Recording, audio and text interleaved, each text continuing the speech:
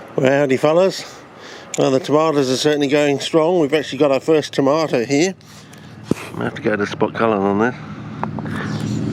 First tomato, and I think this is gross Celestia. I don't know, this big fat monster thing. The other ones are all midget tomatoes apparently. So yeah, anyway, we had to buy some new steak. We bought some new steaks and last quarter of the clivies and potting soil. And I've been setting up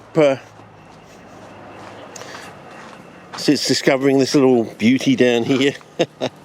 This little one down here that's still alive. I took some of that soil out, set up one of these like there. So that's basically got your toilet paper on the bottom. These have all got toilet paper on the bottom. Having done this one and had the birds attack it, because they like these things, I made up another one where they did ground thing, and I don't know if you can see this. Some of that look almost looks like the stuff you see in some of the so-called perlite, the brownness on the perlite. So whether they're actually using peat, I don't know, but I've given it a go. Birds don't seem to attack this. They seem to like the chips though. So might be getting something out of that one, I don't know. Anyway, so all the plants are in there. I've just set this one up today with some charcoal on top, because as you can see down the side there, it's just toilet paper underneath.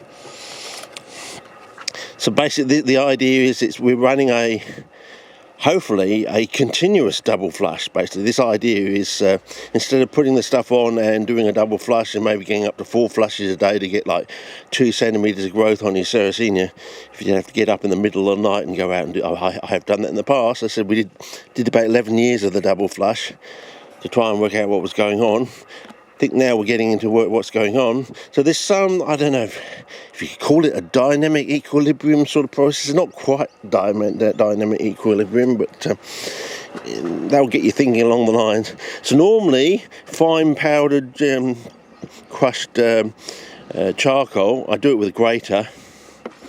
Hang on, let me show. I better show you my household grater. Hang on.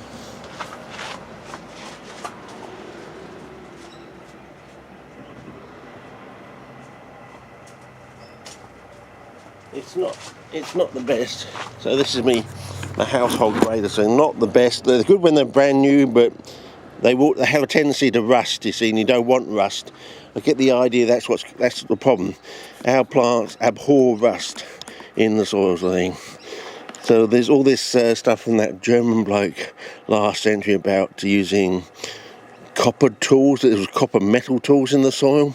They go into the soil more easily, and in a way they get rid of the rust in the soil.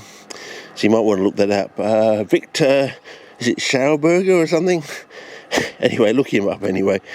The genius of water or something. I think that will get you there somehow. Anyway, so I'm trying peat, coir, bark chip, and our soil that we have here, which we know is, well, it's got a success in it, and by the look of the tomatoes, they seem to be bloody sunlight. You know, I don't know. Oh, see that redness in there? No, that's with the peat. I'm going to be looking out for that, because remember, good Dioneer have redness down at the base, so we'll be looking out for that redness down at the base. So so far, have we got any redness on this one down at the base? Oh, I think we might be having some better redness down the base of that one. So there you go, fellas. We might be having, but I want to see on those as well, our false dandelions, our favourite CP-related weed. Yeah, I'm doing everything one-handedly, fellas. Now this has only gone in like yesterday, so you know, no chance of seeing any signs on that one. But then we'll try it with this one and see if there's any relationship between the black coir there with a high dose of iron in it and our charcoal. Remember, charcoal, it took a lot longer. It took about 6 months to get going. Maybe having it on this sort of like continuous double flush dynamic equilibrium sort of setup pseudo-dynamic equilibrium setup, where the stuff continually goes down into the whitewood. Now remember, the whitewood doesn't react with the iron, you see, so the iron should be available. I think that's the problem. So you've got something like peat, which might actually be a mixture of, it's not actually a brown wood, it might actually be a mixture of brown and white woods together. So the brown is providing the iron, but they can't take it away, the roots can't take it away from them. It has to wait until it gets off of the brown and onto the white. That's sort of like a working hypothesis theory I'm working on. So the activity occurs down below, so that might explain the double flush. The flush is to get it off of your brown woods, and the second flush is to take it down into the, or I should say it's the other way around. The second flush wettens up the brown wood, so that when you go to do the next double flush, the first flush gets it down into the nether regions of the soil, down into the root zone. Now this could probably be tested using Drossa binata, because that can develop really long roots. So if this works, we can extend this into big, large 10-litre buckets, and if Joel can send me some binata seed, I'll be able to test out and see whether we can get long roots, long persistent roots with long persistent root hairs, and therefore you get the possibility of having an ensheathment and a mycorrhizal relationship. But so in other words, what I'm going to do is fill up a bucket with a whole load of toilet rolls, and they're dirt cheap really compared to, you know, bark chips and other stuff you go out, compared to, because it's so readily available and used by so many people on the planet. The price is so low. If you buy them in bulk, you could probably get them like for 20 cents a roll or something like that. So to fill up a bucket, you know, it's only going to cost you about $1.50 max, I would say, if that. And then you just sort of cap the surface with, I don't know, I think you just need to cover the surface. That's all you need, and it may last you more than one season. So you know, you may not even have to repot. The next test after that is to find out whether we can do it flooded or not. Whether you do actually have to have like a small inch slit at the bottom, and that's all you need. But you've got to have it in some, you know, vessel of water sort of thing. I don't know if you notice this, but I'm keeping the water really low. With these sort of things, you don't, because of the cotton wool, the toilet paper, it's got a much better capillary action. So you could probably go away on holiday and have all your plants being really well watered. And yeah, I think if this works, this is the way to go. You know, forget your heavier sand, your expensive heavier sand.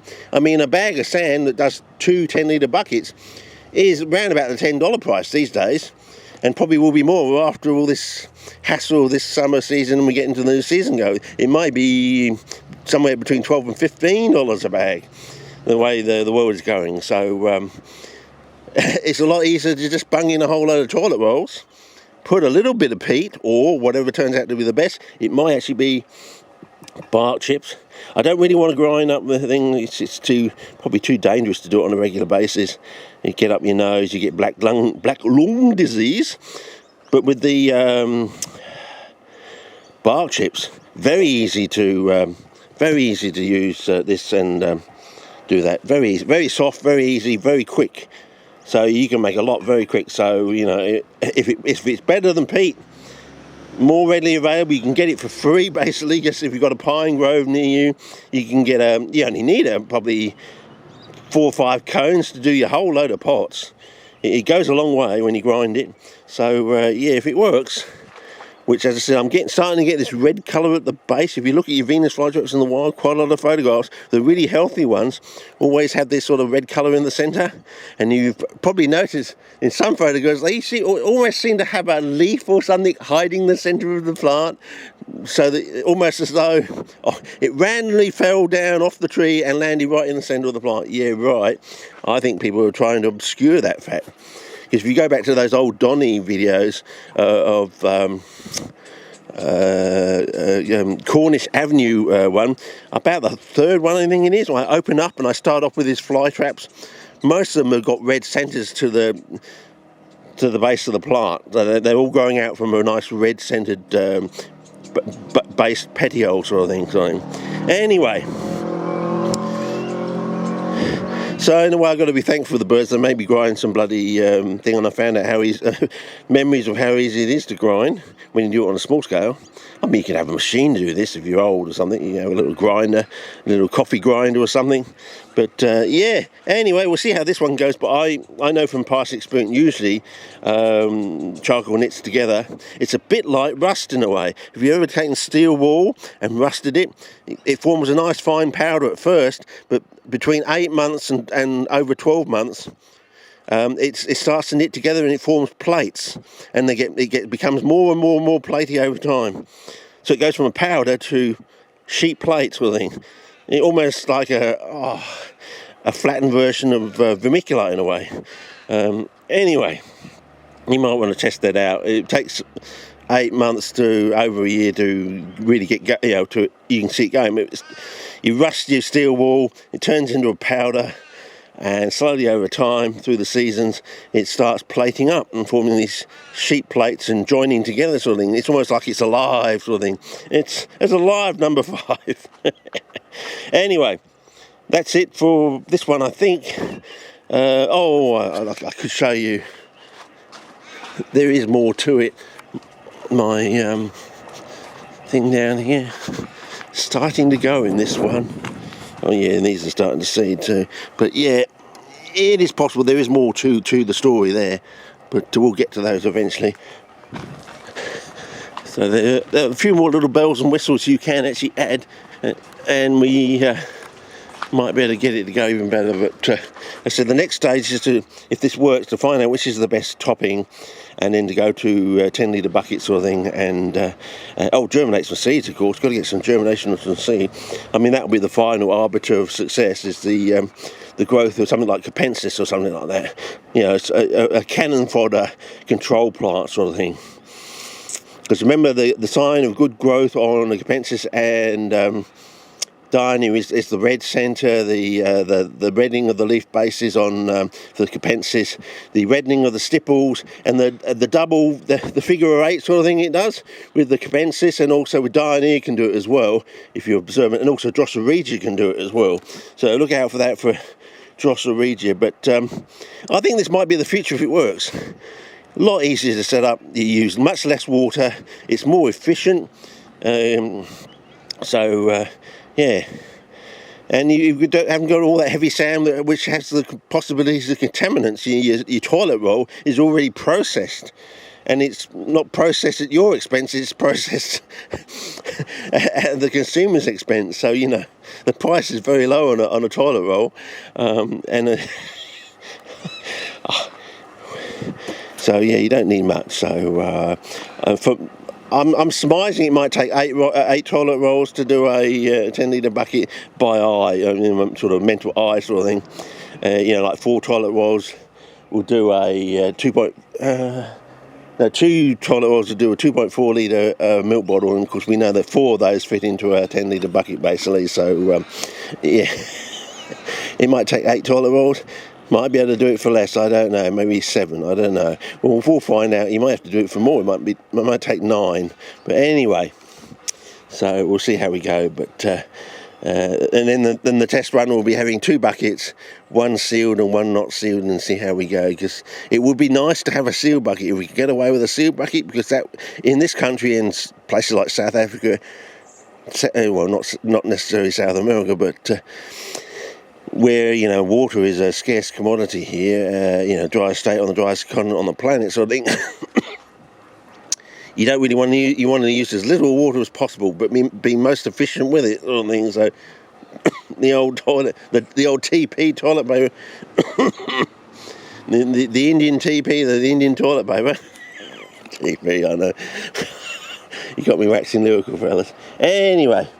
You know what's going to happen? If I film there'll be no seed germination. If I cut the camera off now and come back later, I'll probably have my first. We went past the 2 weeks 2 days ago on Thursday. It's now Saturday. If I cut the camera off here and come out later on today, I reckon I'll have germination in there or something. I'm expecting the usual average time is 3 7 to 21 days basically, and the fastest I've ever had seed germinate was with Drosera indica from the British Society, where they had it in their fridge or something. seems to germinate around the 26-degree mark. I used graphs to work this out, and yeah, it germinated in 4 days. Absolutely unbelievable. Yeah, put it down on the Friday. It was germinating on the Monday sort of thing. You know, lots of them. You know, it wasn't just one. Whole heap of them germinated. So it's just amazing. 4 days basically to germinate. Yeah. Anyway, that's about it. We'll see. I'll put something in. Might get a surprise out of this one. I don't know. As I said, it took a lot longer to get going with the double flush, but it was better. In my opinion, it looked better than peat. So you never know. This might be a faster way to get it going, and it might be better than peat. But then again, it might fall somewhere between ground bark chips. I don't know. We'll see. See how we go. Anyway, over and out for now, and catch you on the next one, I suppose. Oh, by the way, Joel, thanks for that extra seed. You'll definitely be getting a Christmas present like last year. You know, it'll probably come just after Christmas, something just like last year. So look out for that. I've arranged a few things to be able to put an extra thing in there for you. So I just did that the other day. So you might get a surprise. As I said, it'll probably come after Christmas. It usually does the way my life works. But anyway, it'll be just like last year, I reckon. Anyway, okay, over and out. And hopefully this year we'll be going to Kangaroo Island, hopefully. But then again, I'm not jabbed, so I might not be going. So we'll see how the world works. Hopefully the Americans will get on to their second American Revolution over this so-called dark winter that's coming. You know, especially when they've now said that there's no religious exemption. I think that might get the religious types up in arms, and they may actually fire the first shot. You never know. Because it is, isn't it, on their coins, on the in God we trust? Maybe they'll just fire the shot and trust in God, sort of thing. Hey, John, that's for you, John. Put that one out there. Toss the coin, 50-50 chance. It's going to be the second American Revolution. Anyway, over and out. See ya.